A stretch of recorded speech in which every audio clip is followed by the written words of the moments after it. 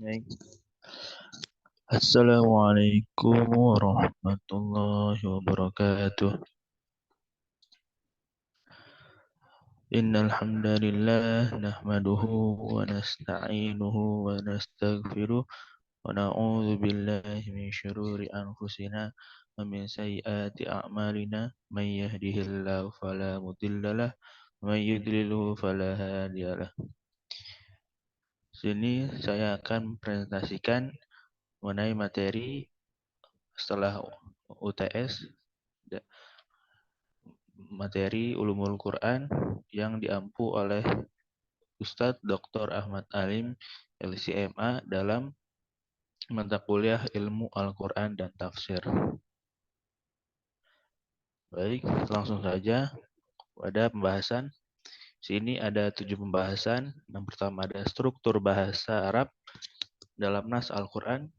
Kedua, disiplin ilmu dalam Al-Quran. 3, al-mubham dalam Al-Quran.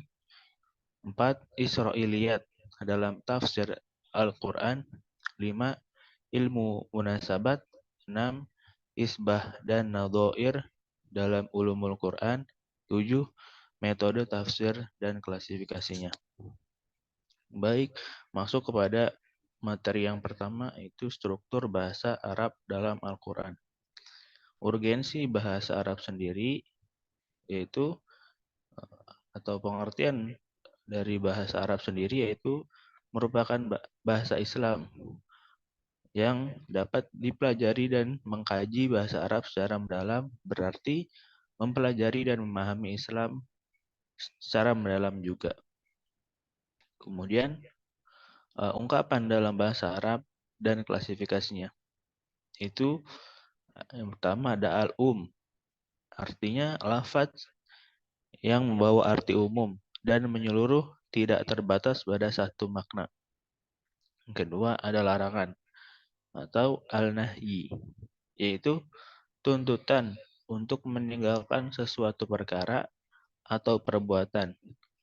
Al-nahyi juga merupakan tuntutan untuk meninggalkan suatu perbuatan dari yang status atau posisinya lebih tinggi kedudukannya kepada yang lebih rendah kedudukannya atau statusnya.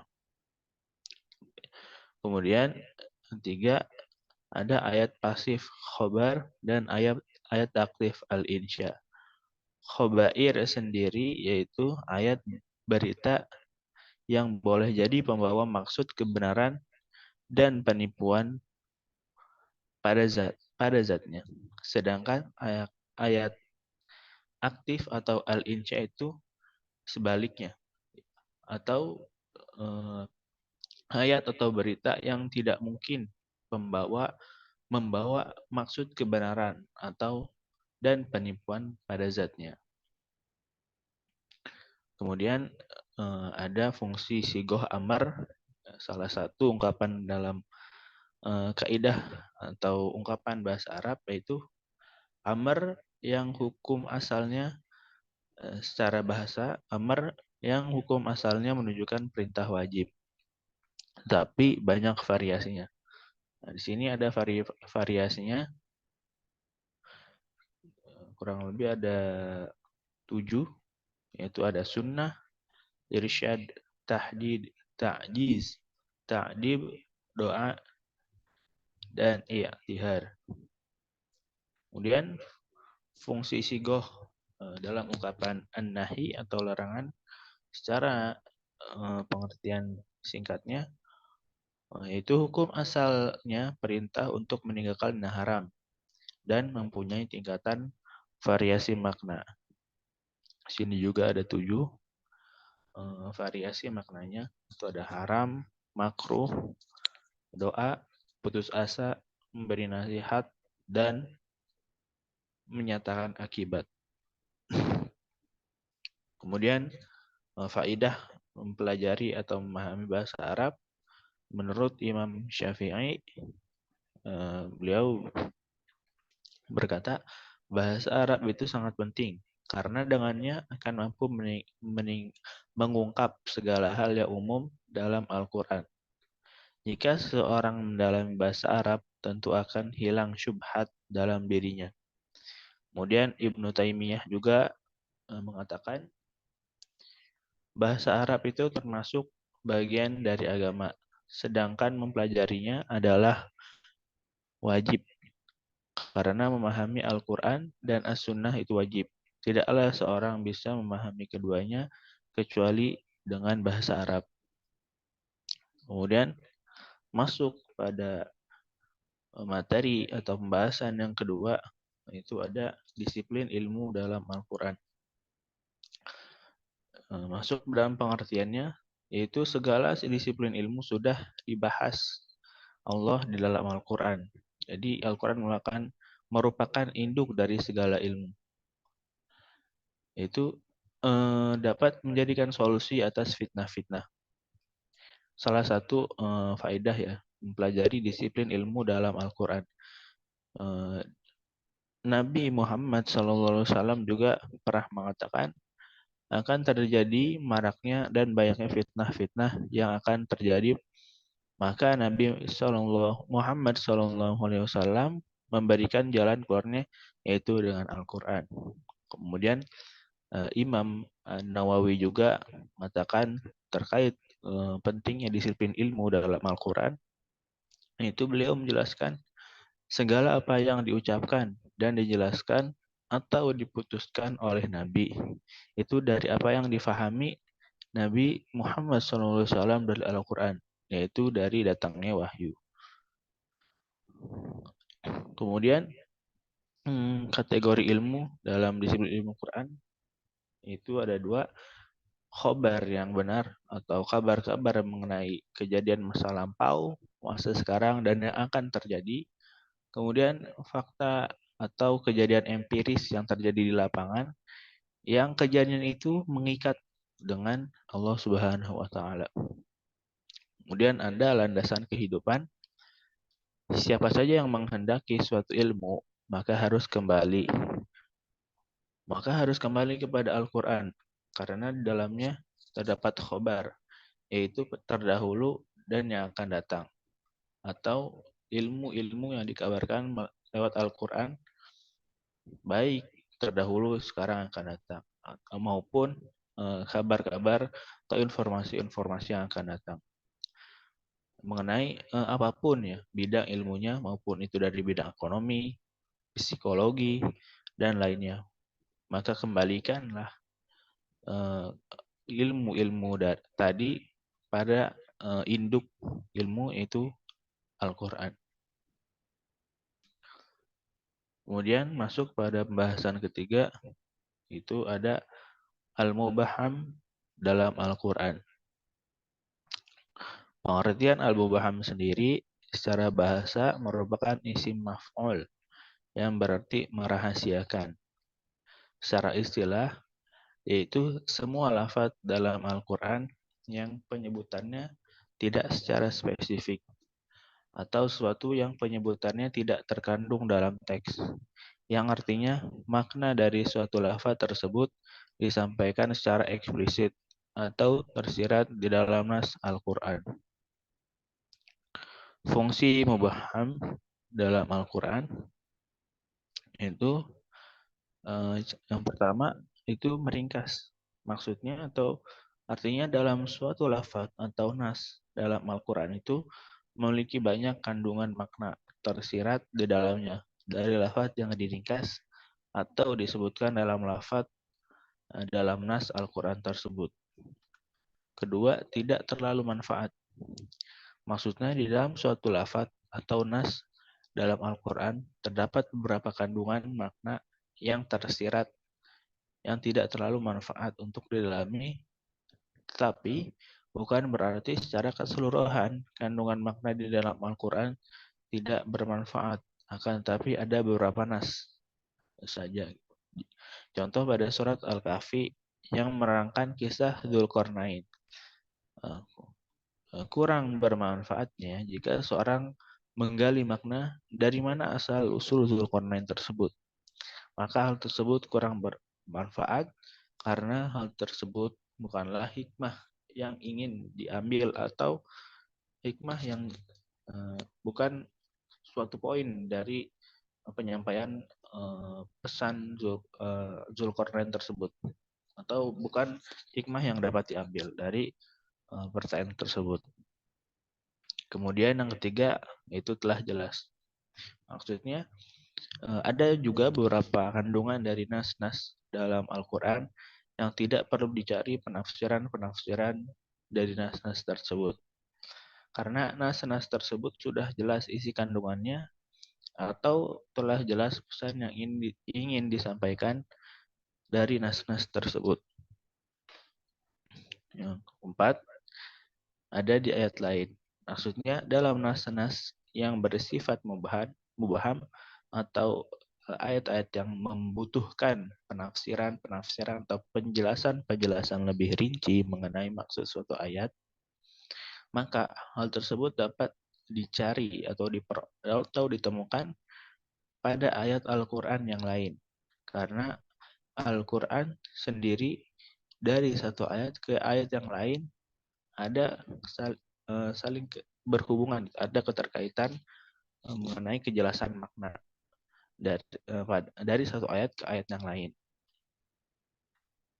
Kemudian kaidah mubaham, sebelum pelajari mubaham sendiri perlu diketahui kaidah-kaidah sebagai berikut. Yang pertama, tidak diperlukan mencari hal-hal yang mubaham yang telah diberuntukkan oleh Allah Subhanahu wa taala, karena hanya Allah yang mengetahuinya. Contoh pada ayat pertama surah Al-Baqarah. Pada dasarnya, bahwa apa saja yang memiliki kandungan lafaz atau nas yang bersifat mubham dalam Al-Quran, maka tidak diperlukan berpanjang lebar untuk mengetahuinya. Kemudian yang ketiga, ilmu mengenai mubham tergantung kepada dalil nakli saja, dan tidak ada peluang bagi masuknya unsur ra'yu atau pendapat. Klasifikasi dan pembagian mubham. Yang pertama, nama mubham dari orang yang diketahui namanya atau yang bersifat umum. Maksudnya ayat yang mempunyai arti mubham dari seorang laki-laki, perempuan, raja, jin, atau dua orang. Sekumpulan atau sekumpulan yang diketahui semua nama mereka. Atau seorang atau yang tidak, atau yang jika tidak dimaksudkan kepada hal-hal yang umum. Contohnya dapat dilihat pada Quran surah Al-Baqarah ayat 132. Allah Subhanahu wa taala berfirman, A'udzubillahi minasyaitonirrajim. Wassa biha Ibrahim banihi. Artinya, dan Ibrahim telah mewasiatkan ucapan itu kepada anak-anaknya. Kemudian yang kedua, mubham untuk kelompok namun sebagian yang diketahui, yaitu ayat dalam Al-Quran yang menunjukkan sekumpulan jumlah, akan tapi hanya sebagian saja yang diketahui. Contoh hanya dapat dilihat pada Quran surah Al-Baqarah ayat 118. Allah Subhanahu wa taala berfirman, "Wa qala alladziina laa ya'lamuuna laulaa yukallimuna Allah."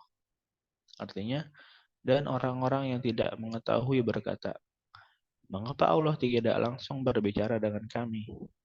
Maksud yang berbicara pada itu salah satu di antaranya adalah Rafi' bin Harmalah. Kemudian juga ada contoh mubham dalam Al-Quran dapat dilihat pada Quran surat An-Naml ayat 32. Inni wajadtum ra'atan tamlikuhum wa utiyat min kulli syai'in wa laha 'arsyun 'azim. Artinya, sungguhnya aku mempunyai seorang wanita yang memerintah mereka, dan dia dianugerahi segala sesuatu serta mempunyai singgasana yang besar.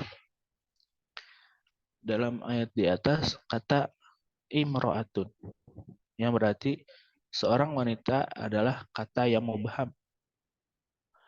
atau kata yang dirahasiakan. Hal ini karena hakikat atau sosok dari kata itu perinciannya tidak dijelaskan. Namun dengan beragam perbandingan sumber, akhirnya kata mubham dalam Al-Quran ini bisa diketahui maksudnya. Nah, adapun yang dimaksud dalam ayat ini tidak lain adalah Ratu Bilqis yang memerintah kerajaan Sabah pada zaman Nabi Sulaiman alaihissalam. Kemudian masuk pada pembahasan yang keempat, yaitu Israiliyat dalam tafsir Al-Quran. Secara pengertian, Israiliyat secara bahasa ialah bentuk jamak dari kata Israiliyah, sebuah kata yang dinisbahkan kepada Nabi Yakub alaihissalam yang memiliki nama lain Israel. Secara istilah, yaitu pengetahuan mengenai kisah-kisah terdahulu yang bersumber dari orang-orang Yahudi dan Nasrani atau ahli kitab. Kisah-kisah terdahulu ini banyak dinukil dari mereka yang meluk agama Islam. Kemudian adapun hukum meriwayatkan Israiliyat itu ada dua, ada maskutun an, yaitu diam, artinya tidak membenarkan dan tidak menyalahkan.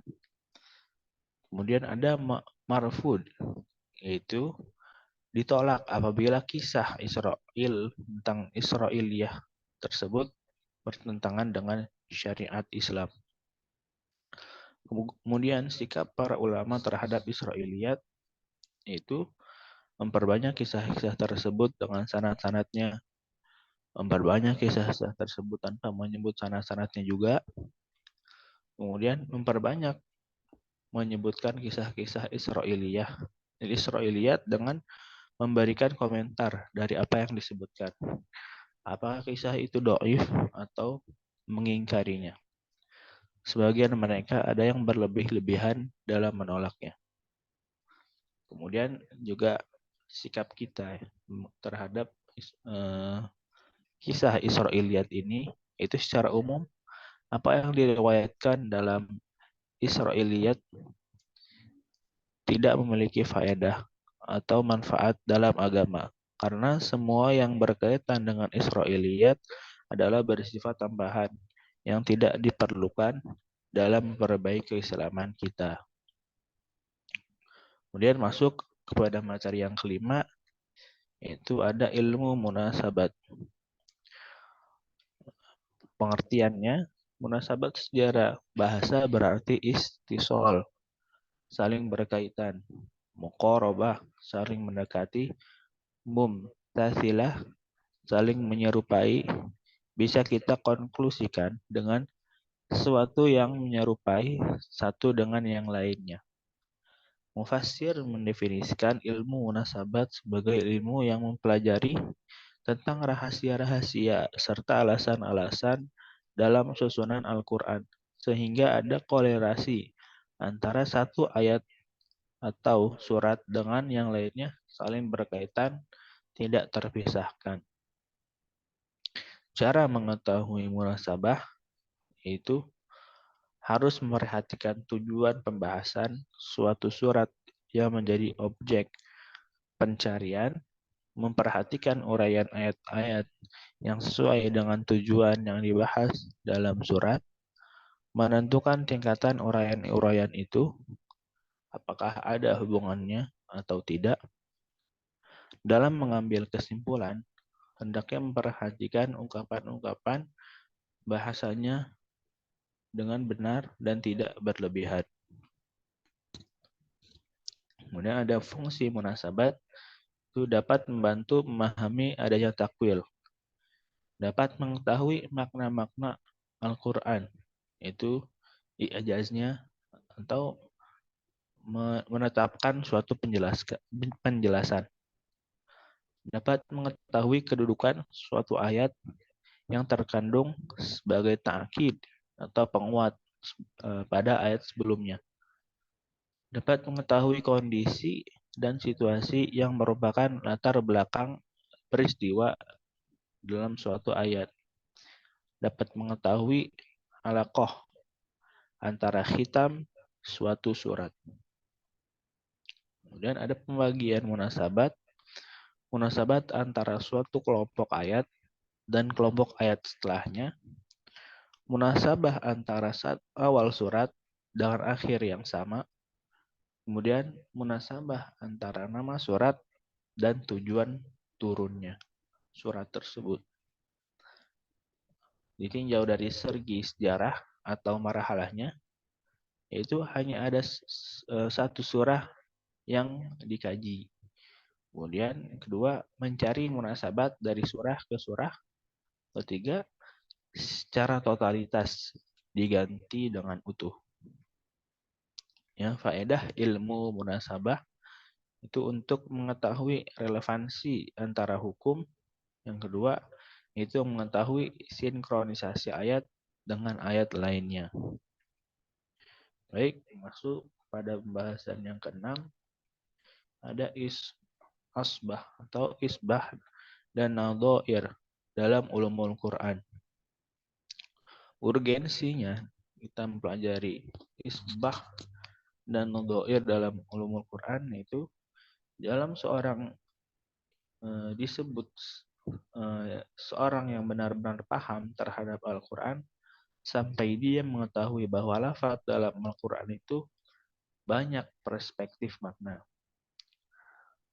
Pengertiannya sendiri seperti kata al-um. Apakah hanya bermakna ibu di dalam Al-Quran atau ada perspektif makna lain? Begitu juga dengan kata al-ummah.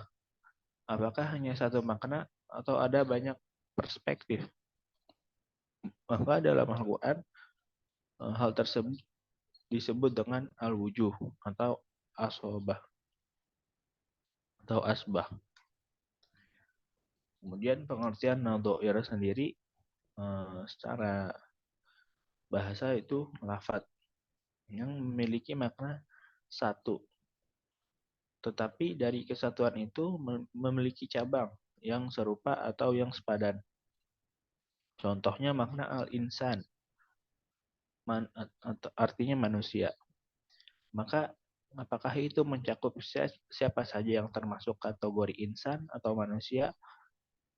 Yang penting dia adalah manusia yang namanya mencakup manusia tersebut. Contohnya al-um bermakna ibu yang melahirkan atau juga dapat bermakna induk dari segala sesuatu. Kemudian ada contoh lainnya itu al-bab bermakna ayah yang menjadi sebab kita dilahirkan atau juga dapat bermakna kakek dan atau dapat bermakna sebagai paman. Kemudian faedah mempelajari asbah dan nadhair itu agar kita memahami makna yang terkandung dalam Al-Quran itu secara komprehensif. Kemudian masuk kepada pembahasan yang terakhir, yaitu metode penafsiran Al-Quran.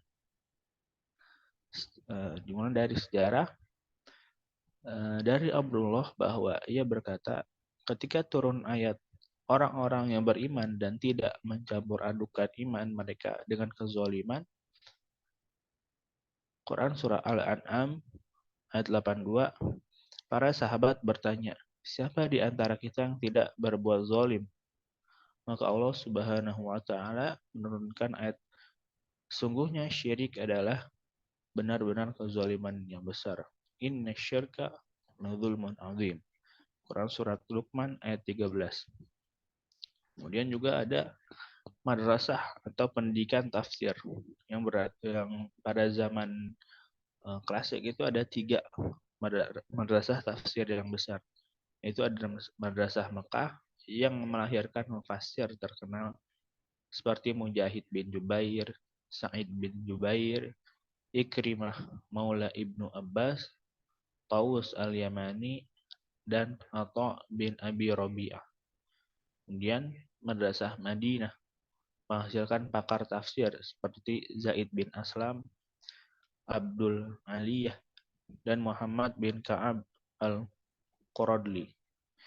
Kemudian Madrasah Irak, di antara murid-muridnya Yang terkenal adalah Alqamah bin Qais, Hasan al-Bashri, dan Qatadah bin Di'mah as-Sadusi. Tafsir dan macamnya dipandang dari segi sumbernya, tafsir bil ma'thur yaitu tafsir yang bersumber dari Al-Quran, hadis, Nabi, perkataan sahabat atau tabi'in. Kemudian tafsir bil al-ra'i yaitu semua tafsir yang bersumber atau berlandaskan pada ijtihad akal manusia, dan ini umum dibagi ini dibagi menjadi dua, yaitu ada mamduh terpuji dan ada tafsir yang madzum atau tercela. Barakallahu fiikum. Terima kasih. Wabillahi taufiq wal hidayah. Waridho wa inayah. Kurang lebihnya mohon maaf. Segala kesalahan datang dari saya pribadi dan segala kebaikan atau datang dari Allah Subhanahu wa taala. Cukup sekian dari saya. Assalamualaikum warahmatullahi wabarakatuh.